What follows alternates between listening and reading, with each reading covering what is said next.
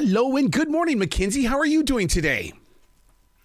I'm great. How are you? Absolutely fantastic. What a darn good, feel-good Christmas movie. A new Diva's Christmas Carol. This is a must-see, and it's going to create some seriously cool water cooler conversation.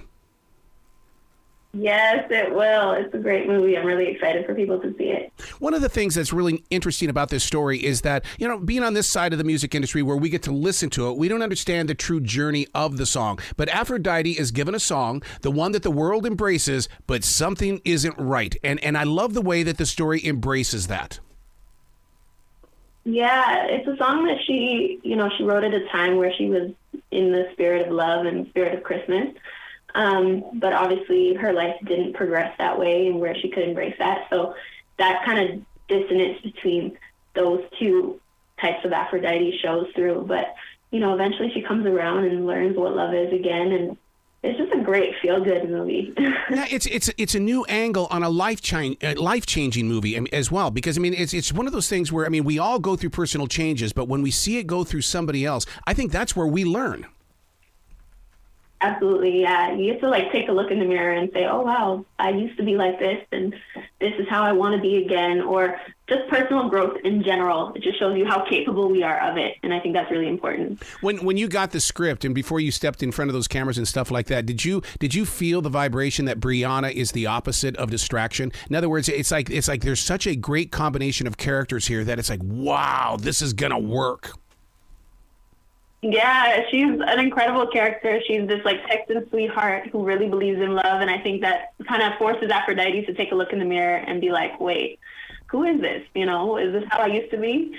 And I think just seeing all the dimensions of characters in this movie is really what's going to bring it to life, and it shows through because not only are the characters, all different, but they all kind of empower each other in different ways, which I think is really great. One of the things that they put the focus on, especially the song from Aphrodite, is the way that, these love anthems, we all identify with a band or with a performer because of the love anthem, and they become a part of our lives. A good example of that is the group Extreme with More Than Words. Everybody thought, wow, this band is going to have this great love anthem, and it turns out they were a hard rock band. And so, personally, how does that move through your life? Well, it's interesting because, as an artist, too, we always think, I hope I have not just a song, but a career that follows that song. And I think that's kind of what Aphrodite gets bitter about in the movie. She wanted a career that is more than just a song, but not realizing what the song really does for people or, how it moves people, which I think is more important than when our egos kind of get built up into Yep. But I want to be more than the song, or I want to be more than this. And I think that's really what the movie's about. It's forget what you want to be. This song does something for people's spirits, and I think that's the lesson behind this whole thing. And what's really interesting about that is that I'm blessed with the opportunity to talk with a lot of musicians, and they'll always try to go for my interpretation of the song. And it's like, but you're the one that wrote it. I want to hear what you have to say. Yeah. And how do you deal with situations like that where the interpretation is really so important to the game? Yeah, you know what? I always think, too, it is great to know what the writer was thinking, because I write my own music as well, and it's always lyrics to me are so important, but a lot of times, too, I know that what people are going to take from the song is what they need at the time. So sometimes, I'll write a love song, but someone will take it as something different, and I think, that's also what it's about, too. As long as it's coming from a genuine place for you, it's going to hit somebody in a genuine place for them, regardless of what you meant to get across. And you're in such a perfect place when it comes to music nowadays, because, you could be writing that love song and that power ballad, and what happens is then you've got somebody like a Calvin Harris or a Sia or something like that, takes that song to a completely different level. Right, exactly. Yes, there's so many opportunities now. For sure. The movie we're talking about is A New Diva's Christmas Carol, produced by MTV. My God, they continue to do this with us and in making sure that they provide quality stories. Yes, definitely. It's produced by MTV, Paramount involved with VH1 and Idris Elba's production company, Green Door Pictures.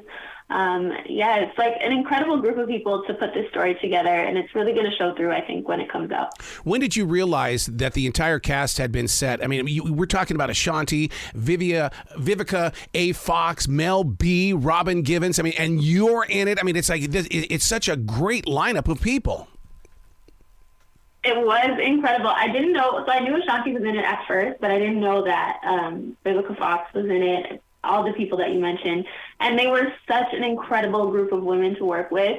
You know, a group of talented Black women all together to work with in a movie. And how rare is that like you get to work with these incredible women all in one place. So it was a lot of fun, truly like a dream come true for me, looking up to all of them growing up and then being there with them. It was amazing. What did you personally learn from this experience? Because, I mean, this is one of those once-in-a-lifetime kind of moments.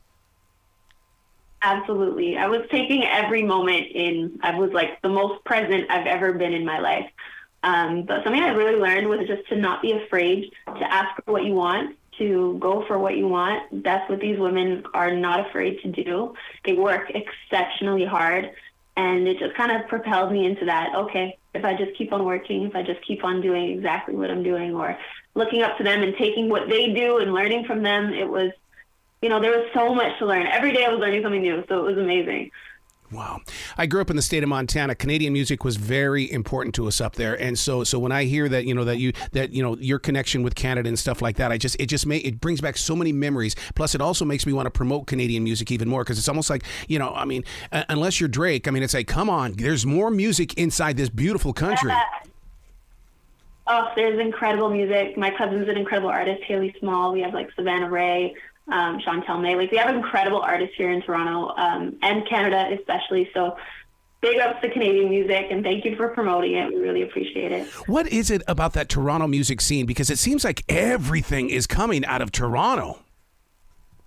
Yeah, I think we have some incredible artists who did come from Toronto, like The Weeknd and Drake, Tory Lanez, all those kind of artists who kind of started up our industry here. But also, like, we have a really great R&B music scene that kind of gets overlooked most of the times. Like, I know for me, my favorite artists actually do come from my own city, which is something that I love.